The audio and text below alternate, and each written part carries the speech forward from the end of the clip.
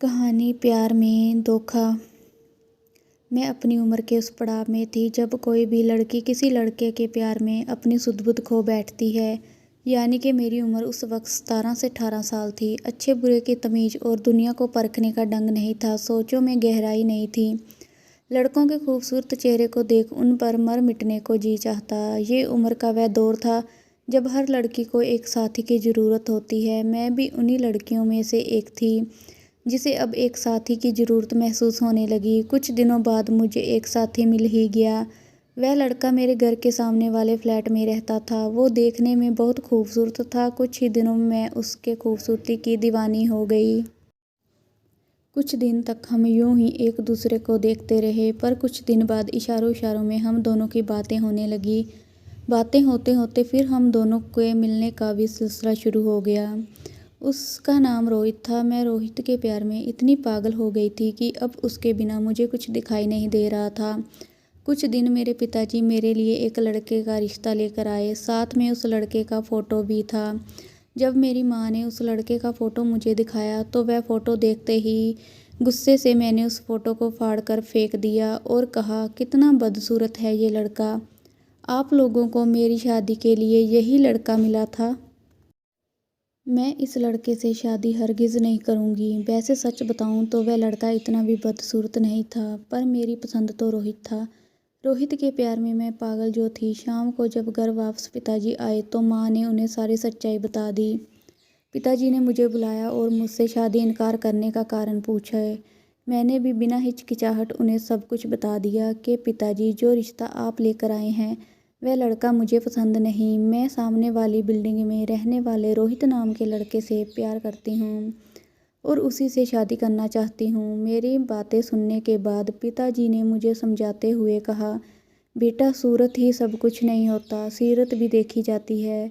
तुम जिस लड़के के बारे में बात कर रही हो उस लड़के के बारे में जानती क्या हो?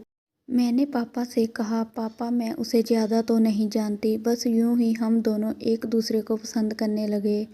पिताजी ने गुस्से में कहा, क्या वह लड़का कौन है, कहाँ का रहने वाला है, उसका खानदान कहाँ है? वैसे मैं उस लड़के से तुम्हारी शादी हरगिज़ नहीं करूँगा। जो रिश्ता तुम्हारे लिए मैंने ढूंढा है वही रिश्ता तुम्हारे लिए बेहतर होगा। वह लोग बहुत अच्छे लोग हैं और लड़का भी इंजीनियर है। मुझे समझ में आ गया था कि पिताजी मेरी शादी रोहित से कभी नहीं करेंगे, पर मैं भी अपनी जिद पर अड़ी थी। मुझे भी शादी करनी थी तो रोहित से ही करनी थी। अभी पिताजी मेरी शादी की बात आगे बढ़ाते कि मैंने और रोहित ने मिलकर एक प्लान बनाया कि हम दोनों घर से भागकर मंदिर में जाकर शादी कर लेंगे। उसके बाद घर आएंगे तो घर वाले एक्सेप्ट ज़रूर कर लेंगे। मेरे अंदर तो नादानी थी, पर ये सारी बातें मुझे रोहित ने ही सिखाया था। एक रात मैंने धीरे से दरवाज़ा खोला और रोहित के साथ निकल गई। अगली सुबह मैं शादी करके रोहित के साथ घर वापस आई तो मेरे घर वाले मुझे अपने घर रखने को तैयार नहीं हुए। माँ और पिताजी दोनों मुझसे बहुत नाराज़ थे। वह लोग मेरा मुंह देखना भी पसंद नहीं करना चाहते। उन्होंने गुस्से में घर का दरवाज़ा बंद कर दिया। मैं रोते बिलखते रोहित के साथ किसी और घर में शिफ्ट हो गई। शादी होने के 1-2 दिन बाद जब मैंने रोहित से उसके ख़ानदान के बारे में पूछा कि वह लोग इस शहर से बहुत दूर रहते हैं, कभी टाइम मिला तो तुम्हें ज़रूर मिलाऊंगा, तो रोहित ने बात को टालते हुए कहा, रोहित के साथ कुछ दिन तो मेरे अच्छे खासे गुजरे, पर कुछ दिन बाद हमारे घर में पैसों की तंगी आने लगी। मैंने जब रोहित से पूछा कि रोहित, तुम काम क्या करते हो? हमारी शादी को कितने दिन हो गए, तुम एक दिन भी काम पर नहीं गए, आखिर अब आगे हमारा खर्चा कैसा चलेगा? रोहित ने मुझसे कहा, देखो सुप्रिया, मैं काम तो कुछ भी करता हूँ, मेरे काम का कोई नाम नहीं है। जहाँ मुझे काम मिल गया वहाँ मैं कर लेता हूँ। और बुरा मत मानना, मुझे लगा था कि तुम अपने बाप की इकलौती बेटी हो। जब तुमसे शादी हो जाएगी तो तुम्हारे बाप की प्रॉपर्टी तो हमें ही मिलने वाली थी। तुम्हारे जैसे अमीर बाप की बेटी के पति को काम करने की क्या ज़रूरत?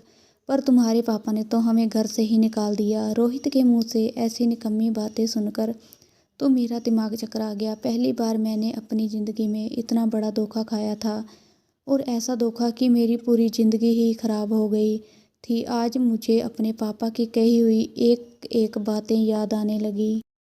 पापा ने सच कहा था कि बेटा सूरत ही सब कुछ नहीं होती, सीरत भी देखी जाती है। पर अब तो गलती हो चुकी थी। मैं रोहित के प्यार में इतनी पागल थी कि शादी करने से पहले मैंने कभी भी रोहित से उसके नौकरी के बारे में नहीं पूछा था। बस वह मुझे पसंद आ गया और मैंने भागकर उससे शादी कर ली। कुछ दिन बीतने के बाद मैं पेट से हो गई, पर ये बात अब रोहित को पता चली तो वह खुश होने की बजाय और गुस्सा करने लगा। कहने लगा, अभी हम दोनों का पेट पालना मुश्किल है, एक और जीव का जंजाल हम दोनों के बीच आ जाएगा। चलो अबॉर्शन करवा दूं। मैंने रोते हुए रोहित से कहा, रोहित मैंने तुमसे इतना प्यार किया और तुम हो कि उस प्यार का ये सिलसिला दे रहे हो, तो चाहे कुछ भी हो जाए मैं अपने बच्चे का अबॉर्शन नहीं करवा सकती। रोहित ने गुस्से में कहा, ठीक है मत करवाओ। दोपहर का वक्त था। यही कहकर रोहित घर से कहीं दूर चला गया और कभी भी वापस लौट कर नहीं आया। मैंने कुछ दिनों तक रोहित का इंतज़ार किया, पर घर में पैसों की तंगी होने की वजह से मैं कब तक इंतज़ार करती। मुझे समझ में आ गया था कि रोहित ने मुझसे कभी भी प्यार नहीं किया, बल्कि उसने मुझे इस्तेमाल किया। मेरी नासमझी का फ़ायदा उठाते हुए उसने मेरी प्रॉपर्टी की वजह से मुझसे शादी की, और जब पापा ने हम दोनों को घर में रखने से मना कर दिया तो वह मुझे छोड़कर चला गया। मैं बहुत बेबस और लाचार हो गई थी। मुझे ना चाहते हुए भी दोबारा अपने माँ बाप के घर जाना पड़ा। जब मैं अपने घर गई तो देखा माँ सामने के दरवाजे पर बैठी थी, पर उनका चेहरा उदास था। ना तो वह सिंदूर लगाई थी और ना ही बिंदी। माँ का चेहरा देख मुझे कुछ अनहोनी होने का एहसास हुआ।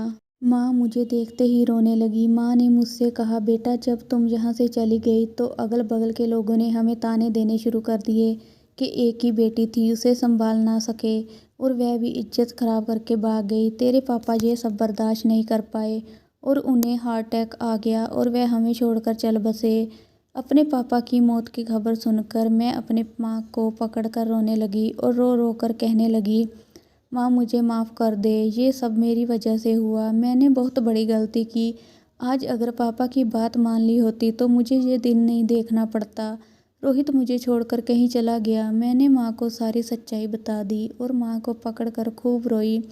माँ तो माँ होती है, वह अपनी औलाद को कहाँ छोड़े। शायद आज पापा भी होते तो वह भी मुझे अपना लेते, क्योंकि पापा भी मुझसे बहुत प्यार करते थे और उनका प्यार ही था कि वह मेरी शादी एक अच्छे इंसान से करवाना चाहते थे।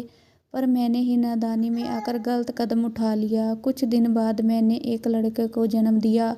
आज मैं अपनी माँ के साथ रहती हूँ, पर ज़िंदगी भर मेरे दिल में ये बात कांटों की तरह चुभती है कि काश मैंने अपने माँ बाप को धोखा नहीं दिया होता, तो आज मेरे पापा भी जिंदा होते और मेरी ज़िंदगी भी यूं बर्बाद ना होती। प्यार करना कोई बुरी बात नहीं, पर प्यार की परिभाषा बहुत कम लोगों को पता होती। आज के इस ज़माने में प्यार कम धोखा ज़्यादा है। पर मेरी हर उन नादान लड़कियों से गुजारिश है कि बचपने में आकर कभी गलत कदम ना उठाएं, क्योंकि हमारे माँ बाप जो हमारे लिए सोचते हैं वे अच्छा ही सोचते हैं। हमारे लिए बहुत घातक साबित होता है। ये हमें उस वक्त नहीं, बाद में पता चलता है, क्योंकि जो सुप्रिया के साथ हुआ वह किसी भी लड़की के साथ ना हो।